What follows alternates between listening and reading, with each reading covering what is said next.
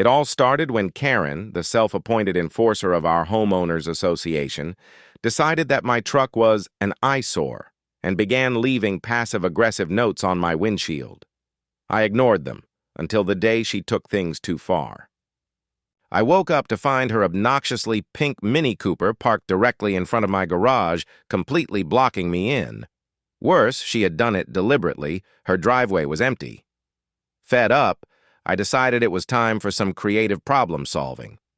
Called my buddy Jake, who owned a construction company, and within an hour, he rolled up with a heavy-duty forklift. Karen was at her usual post, peeking through her lace curtains, no doubt waiting for me to beg her to move the car. Instead, we got to work.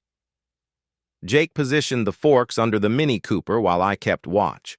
The engine whined as the little car rose into the air, wobbling slightly before stabilizing. Then, with painstaking precision, Jake maneuvered the forklift toward my house and gently placed Karen's car on my flat roof. It fit perfectly between the chimneys, like some bizarre, modern art installation. The chaos that followed was glorious. Karen stormed outside, her face turning the same shade as her car as she screeched, "What have you done?" I shrugged. "You blocked my garage. Now you're blocking my view."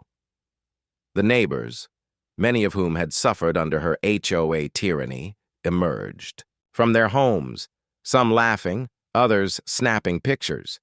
Karen called the police, but when the officers arrived, they struggled to keep straight faces.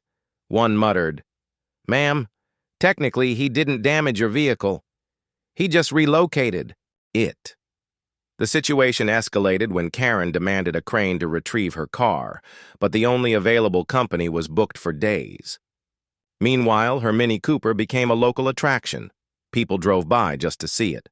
The HOA board, terrified of bad publicity, begged me to take it down. I agreed, on one condition. Karen had to apologize and promise never to harass me again. Grudgingly, she did.